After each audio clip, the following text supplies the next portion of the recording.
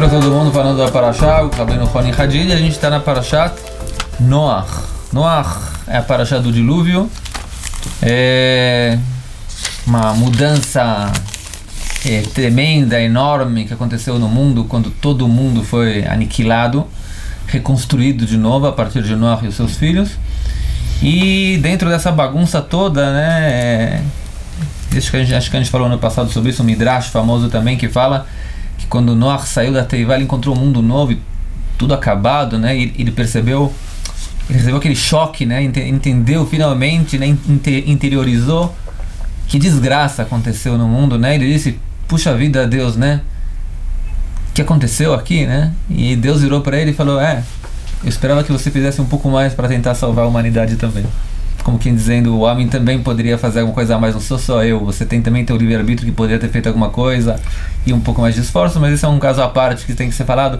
Quem procurar, tem na parte de espanhol, a gente conversou um pouco sobre isso, pode procurar de qualquer maneira. Mas, talvez como uma prova também, como Deus é misericordioso no final das contas, como se fosse, né, entre aspas, que Deus está chocado também, ele faz um pacto. E ele, quando ele sente, né, o cheiro do Corban de Noach, ele entende que existe uma esperança para a humanidade. Ele diz para Noach, vamos fazer um pacto com você agora, que é o famoso arco-íris. E esse arco-íris vai ser um pacto entre nós para todo sempre, que Kaiz vachores lo ishbotu, né, o verão, o inverno, como se fala, todas as partes do ano, né? Sim. As estações do ano, perdão. As estações do ano não vão mais parar, sempre vão existir, e o mundo vai continuar existindo. Eu não vou mais mandar um dilúvio no mundo, e esse é um pacto entre eu e você, ponto. E a pergunta é exatamente o que é esse pacto? Qual é a intenção desse pacto? Se Deus não quer fazer, ele que não faça. Quer dizer, ele vem fazer como se fosse um pacto para se auto-obrigar. Qual é a... Sim. O que tem a ver fazer um pacto agora, depois do dilúvio? Sim. Então, esse é o famoso pacto do arco-íris, que a gente sempre fala. E para a gente poder entender um pouco isso melhor, a gente tem que também analisar um pouquinho, durante um minuto, qual é a natureza do pacto. O que é pacto? O que quer dizer isso? Qual a diferença, então, de algo parecido que é um acordo? Tem acordo e tem pacto. Pacto parece uma coisa mais forte. E realmente é mais forte. Em que ele é mais forte que um acordo? Acordo todo mundo sabe o que é. Eu tenho um acordo entre eu e você, e eu tenho alguns interesses, você tem outros interesses, e para poder a gente organizar esses interesses, a gente faz um acordo. Por exemplo, vamos dizer que eu ou você, um de nós está alugando para o outro um apartamento, uma casa. Então a gente faz um acordo, quais são as minhas obrigações e vocês quais são as suas obrigações, e tem coisas que, se acontecerem, se teve uma transgressão do acordo, tem algumas transgressões menores que não vão anular o acordo, e tem transgressões maiores que elas podem, na essência, anular um acordo. Um acordo é uma coisa anulável. Em qualquer língua, em qualquer legislação, é um conceito um conceito aceito. O pacto não é isso. A gente vê o que acontece na Síria hoje em dia, né? Fizeram um novo acordo de paz, mais um novo acordo. Acho que já há anos, estou ouvindo já. Os acordos, e a guerra continua, lamentavelmente. Sim. Os acordos estão, a palavra acordo que está cada vez mais na nossa consciência como algo volátil, que dá para ele evaporar. O pacto é exatamente o contrário disso. O pacto é uma coisa que ela é durável. Se for analisar etimologicamente a origem da palavra em hebraico de pacto, que é brit, ela tem duas raízes possíveis. Uma é barer. Barer é tipo escolher, que você escolhe, um escolhe o outro, tem dois lados, duas entidades que estão se juntando. Isso é um lado. E o outro é de batar, que é cortar. Por exemplo, kritat brit. Isso alude antigamente, Brit, como Avraham e alguns pactos da antiguidade, se cortava um animal em parte, que mostra... E se passava pelo meio das partes, como quem dizendo... Sim, isso aqui está feito. Um pacto é algo irreversível. Igual você cortou esse animal, não dá mais para você juntar ele. O pacto é uma coisa irreversível. Não dá para... Não é igual um acordo que você pode anular ele. Mesmo que um lado faça uma grande besteira e ele faça algo que vai transgredir, o pacto continua existindo. Não existe pacto de aluguel, existe acordo de aluguel. Sim. Então, o Brit seria algo assim. O pacto tem essa natureza. Agora, esse pacto aqui que foi feito depois do... É um pacto unilateral a princípio. Sim. Aqui, não? Esse pacto que foi feito agora aqui com Noah. A gente vai ver agora exatamente. Se ele foi unilateral ou não foi. A princípio, pela palavra, o pacto tem que ser dos dois lados. Existem dois lados para fazer um pacto. E precisa de dois para dançar um tango, se diz, né? Não dá para fazer um pacto unilateral. E isso está aludido de maneira impressionante na Parashat Noah. Por quê? Porque a gente está acostumado a pensar que o Noah saiu da Teivá e foi feito um pacto com ele. Mas esse pacto já está aludido antes. Antes deles entrarem na Teivá, nos discursos que Deus faz com Noé, ele fala: Ve'akimoti et briti itra. E eu vou cumprir, você vai para Teivá, vai ter um dilúvio, e eu vou cumprir com você o meu pacto. Que pacto é esse que está sendo falado antes do dilúvio? Não tem detalhes desse pacto. Então, existe... Essa palavra volta depois com Yitzhak também, não? Inclusive, mesmo no pacto do arco-íris... Tem que ainda falar, alguém escreveu na semana passada pra gente que ele não entendeu muito bem porque a gente jogou muita palavra em hebraico. E aí alguém explicou pra ele também respondendo no YouTube. A gente tem que tentar fazer talvez um esforço a mais pra falar em português. Quem não entende. Sim. Então está escrito no versículo aqui que eu vou cumprir o meu pacto com você. Isso antes de entrarem na arca, muito antes, quando está se falado muitos anos antes da ordem de construir a arca, eu vou cumprir com você o meu pacto. E quando ele sai que pacto é esse? Esse pacto é esse. Então, vamos ver que pacto é esse. E depois que sai da arca, quando está falando do arco-íris, o arco-íris é o sinal, é Otbrita, sinal do pacto. Eu vou cumprir o meu pacto com você. Que pacto é esse? Então, tem comentaristas que dizem que o pacto aqui está aludindo ao pacto que vai ser depois com o arco-íris. Agora, pelo nossos Midrashim e grande parte dos comentaristas dizem que não, existe um pacto. Aqui o Passuco aparece outra coisa, né? Vaitá keshet be'anan ureitia lizkor britolam. Tradução. Britolam. O arco-íris vai estar nas nuvens e eu vou ver isso para lembrar do meu pacto. Ou seja, já existe algum um pacto anterior. Que esse arco-íris é para lembrar do pacto que nem está falando. Existe um pacto original. Que pacto original é esse? Então, no Midrash, na literatura rabínica, se fala que existe um pacto com Adam Arishon. Qual foi o pacto com Adam Arishon? Foi um pacto quase que natural, que foi dada a ordem para Adam e Havá, que eles vão crescer, se multiplicar, vão se abrahar, Vekivshu, e vão conquistar o mundo, e vocês vão cuidar do mundo. O pacto original é um pacto com Shammai Varetz, com o céu e a terra, que Deus fala para o homem: eu não vou destruir o universo, e você tem as coisas para ser feitas no mundo. É um pacto. Isso foi falado a eles. Agora, o que é estranho é que esse pacto não está sendo falado de modo explícito na criação. Existe uma alusão agora a esse pacto, antes para o Noé: olha, eu vou cumprir o meu pacto da criação, que eu não vou destruir o mundo através de você. Completamente. Eu não vou destruir o mundo completamente, eu não vou. Eu vou cumprir o pacto com você através de você.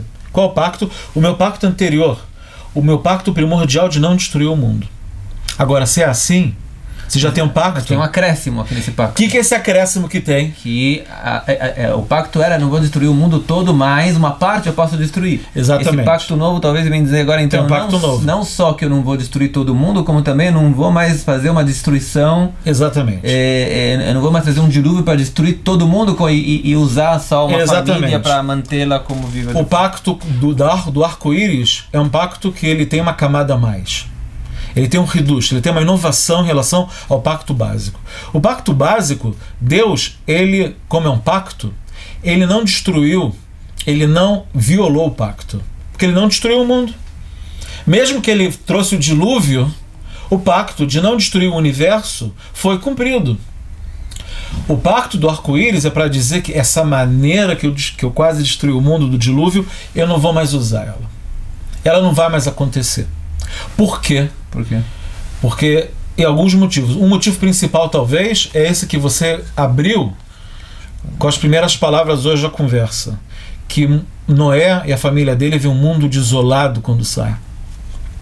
E esse mundo desolado e acabado, e Deus é dito a eles, que já era o que foi dito para Adão, de se crescer e multiplicar, ele fala, eu vou fazer tudo isso de novo, a gente vai fazer prole, vai fazer descendência e vai reconstruir o mundo, mas você pode mandar de novo uma destruição dessa. Isso pode acontecer de novo. Então Deus fala, não. Inclusive se encontra nos Midrashim seguintes que a população mundial estava em trauma, como quem dizendo, será que não vai vir mesmo? Não vai vir outra coisa dessa? O dilúvio foi um... Isso pode acontecer de novo. Foi algo traumático para a humanidade. Então o acordo do arco-íris, ele alude ao pacto original. Mas ele traz uma camada a mais, que é, eu não vou mais destruir o mundo dessa maneira. Agora, o pacto, ele tem dois lados. Tem uma coisa a mais nesse pacto do arco-íris, que foi falado que Deus do lado dele, o pacto é de dois lados. O lado de Deus é que eu não vou mais trazer dilúvio para a terra. O pacto dos homens é as 7 mitzvot, os 7 mandamentos da humanidade. Que nele está incluso, por exemplo, de não, por exemplo, tirar um membro do animal. Na verdade, o que foi dado é mais um só agora. 6 já existiam, sim, desde a época de Adão. Foi aludido, sim. Eles foram aludidos já para os nossos sábios interpretam alguns versículos na criação que já aludem aos 7 mandamentos de Bnei Noach. Já está aludido. Isso já aparece, já tem Remazim para Adão sobre isso. Agora, de maneira específica, foi falado, por exemplo, de maneira específica, tratado do assassinato, por exemplo. E está tratado também de como você se comporta em relação aos animais. E isso aludia ao que é o pacto? Que o pacto, ele é recíproco. Deus fala, eu não vou mais destruir o mundo por dilúvio, e vocês também, eu não vou destruir a humanidade. E vocês também não vão destruir a humanidade. Vocês também não vão matar pessoas. Eu não vou matar mais os animais. E vocês também vão tratar bem os animais. O pacto é dos dois lados. Agora, o que é bonito de um pacto? Isso a gente pode aprender, que o pacto, então, ele tem muitas coisas interessantes no pacto. Apesar que no Psukim não se encontra muito uma relação entre os dois, né? Apesar... Do que? Não, eles estão juntos. Os mandamentos estão escritos... Os mandamentos estão escritos, Shofer dam adam badam Shofer. Está escrito um passuco antes, mas logo depois daquele passuco ele diz, Vayomer Elokim el Noach, disse Deus para Noach, como se fosse um assunto novo. Sim. Vani neni mekim et breti itchem. Ou seja, Veani. Ou seja, depois que vocês guardarem essas leis mínimas de comportamento social, por mérito disso eu também vou criar que o pacto dos dois lados. Eu tenho a minha parte, vocês têm a parte de vocês. Eu não destruo, mas eu não destruo a humanidade, vocês também não. Então o pacto tem esse lado. Isso é um motivo que o pacto não está sendo com Adão. Com Adão, ele não foi. O pacto existia, mas ele não estava explícito. Porque o pacto precisa de dois lados. Quando Deus criou o mundo, ele fez o pacto. Mas como você falou, parece unilateral. Agora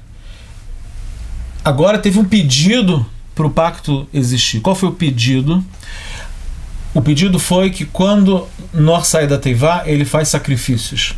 O sacrifício é que Deus não vai mais destruir o mundo. Deus pediu. Teve um pedido da humanidade para que isso não acontecer de novo.